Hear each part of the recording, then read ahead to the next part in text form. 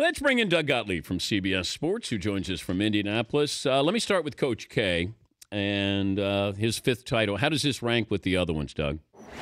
You know what? Might be his best. I'll tell you why. Because every different check mark of great coaching he hit, like every different check mark. Remember, last year they lost in the first round of the NCAA tournament, the first game. So, you know, if you want to count recruiting as coaching, which you should, obviously that's a check mark. In addition to which, they brought in recruits that fit. You know, sometimes you just go out and you get the best players. You know, it's like Jim Herrick when he's at UCLA. We recruit 5 guys, doesn't matter positions. Well, he went out and got guys that fit. Then you factor in the turbulence of midseason, getting rid of Rashid Suleiman, which helped him develop his bench because Grayson Allen wasn't playing. And Matt Jones wasn't playing as much, and how Grayson Allen carried him. And then I thought that was as good coaching as you're going to find in terms of game plan. Remember, ball goes in the bucket to start the game, and they pick up full court pressure. And they were pressuring Wisconsin, so that Wisconsin was never comfortable in the half court. Then he goes through foul trouble. They're not only down 9, they're down 9 with Winslow out. They're down 9 with Okafor out. Yeah. And they found a way. They had a great defensive game plan. And here's the last thing that he takes the most pride in.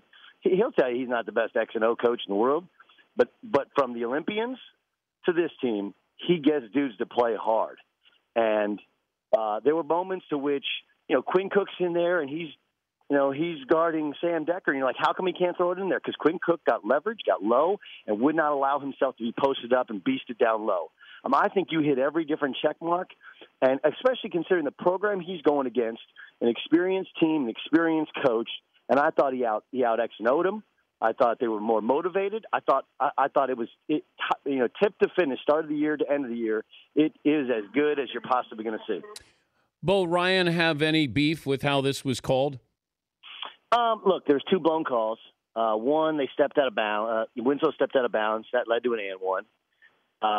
And that was a bang-bang, but I think Michael Stevens was the official. It's right there. That's your job to get that right. He did not get it right. Plus, you know, DP, officials love making that call. That's like their favorite call to make, you know, where they smack their hand on the baseline and then point the other way and gyrate the other way. So Tom's stunned.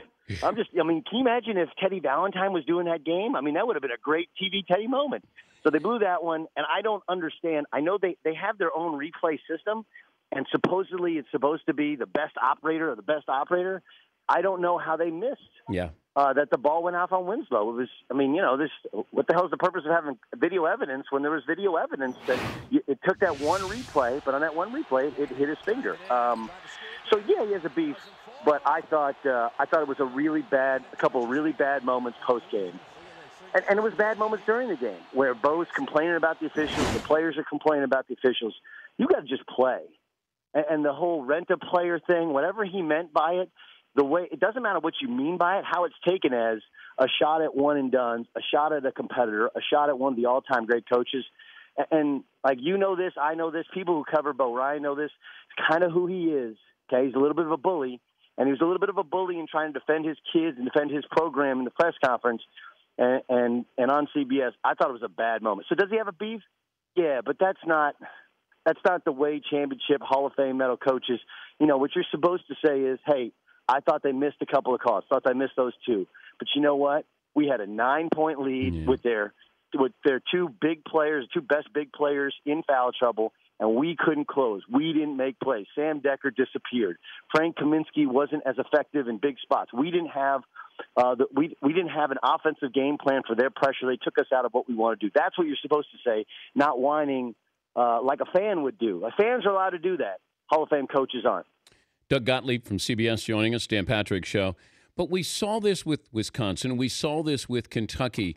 They would get a lead, and then all of a sudden you took yourself out of your own game plan. You start to milk the clock, and it got them out of a rhythm there.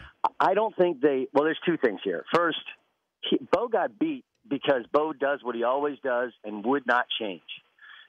So, look, how many times is Tyus Jones going to come off going right to his right hand on a high ball screen, and you're going to sink, which means the big guy drops back. That's how they play ball screens. And I told you yesterday, three ways you beat Wisconsin, right? Throw the ball inside because they play behind the post. You got to make jump shots because they make you make them. And then ball screen defense has always been atrocious, especially against guys that can shoot because they get all screwed up in screen roll game. And, I mean, hey, adjust. Call a timeout. We're gonna ice it, which is force it to the baseline. We're gonna blast it, which is to double team it.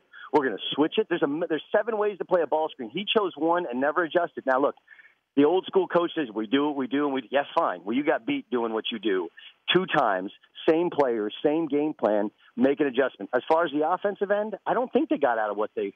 I think you can't run offense against Duke. You got to go high ball screen, and you got to keep the ball moving. I also think they tired. Vince Lombardi, DP, fatigue makes cowards of us all. That team was out of gas, and Duke was running guys in and out and had better energy. And did they have better energy because they didn't play the late game? They didn't play World War III against Kentucky, probably. But I thought it was one of the first times, late in the Kentucky game they got tired. They got tired last night when they stopped moving the basketball. Best NBA prospect you saw? Including Kentucky? Yeah. Everybody. I think Towns is – I would take Towns. I mean, there's a bunch. I mean, that's the other story is there's a lot of pros in that court. And I think you saw one of the things that limits Sam Decker at that next level, and that this is more the norm of Sam Decker. Great game, bad game, great game, bad game. I would go, Towns, Okafor. That's a hard one. I think Towns does more, but Okafor is a beast. I think Tyus is going to be a good, not a great pro, but he's obviously – and Justice Winslow. I like him. How can you not? Yeah, I like him a lot. I don't know how he transitions to being he's a wing in the pros. Yeah. And I always hate when guys move from 4 to 3. But I think I might take him ahead of D'Angelo Russell, an Ohio State kid, up there in that top 5 area. I thought Willie Cauley-Stein showed his warts some too, and so did Sam Decker. Those guys lost some. Decker made some money, then lost some money. I thought Willie lost a bunch of money. There was a bunch, man. There's a bunch of pros out there on the court. And then and look, Kaminsky. I think you saw last night why he's a hell of a college player, and he'll be an NBA player. I'm not even convinced he's a starter in the NBA though. Is anybody coming back for these teams? Is everybody leaving? Is Kentucky going to have a whole new roster next year? I think they will. And here's the thing to remember. Now they're going to have Ulis back. I don't know if Marcus Lee comes back or if he goes somewhere, he's definitely going to play. But remember when they went, I don't think they'll go to the NIT anymore because Ulis is so solid and he's just so good. He's like a 4-year kid that's a stud. But yeah, you're going to see like all those rosters are gutted. They got the best players. Before I let you go, Avery Johnson's son went after you. Avery got the job at Alabama. Avery Jr. Yes. You were saying about Avery Johnson. What makes less sense, hiring Avery Johnson or paying him $3 million when there was no competition for his services? And then Avery's son went after you. Gottlieb show, all you do is hate on Twitter, bro. Yeah, I don't know. I don't just hate on Twitter. I'm just the voice of honesty and reason. Steve Prohm is at Murray State. He's an Alabama alum. They interviewed him. He showed the ability to recruit with Cameron Payne, who's a first-round draft pick just declared for the NBA draft. I thought that would have made sense. And it's not that hiring Avery Johnson, I would love to hire because he has, I guess, Texas AU connections with his son and all those kids going to A&M. It's just, why would you pay him the third most money in the SEC when you're bidding against yourself? It's like, you want to coach in college? Great. All right, cool. I'll pay you $1.5 million or $1.7 million, and then we'll pay you whatever. I know it doesn't matter to to Alabama.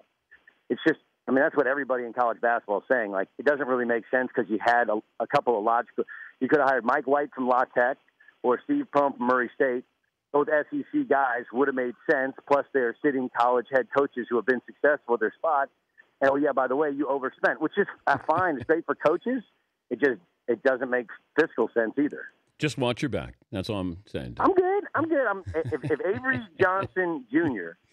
and Sammy Davis Jr. are the guys coming after me, then I'm all right. I'm a big boy. It's saying things that everybody else is scared to say is how I've made it in this world, DP. You know that.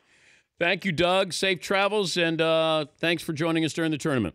Hey, if you guys are done with Stainbrook, send him down my way because he was awesome yesterday. He was great. He's a great kid. Thank you, Doug. All right, bro. Doug Gottlieb from CBS Sports. Bruh.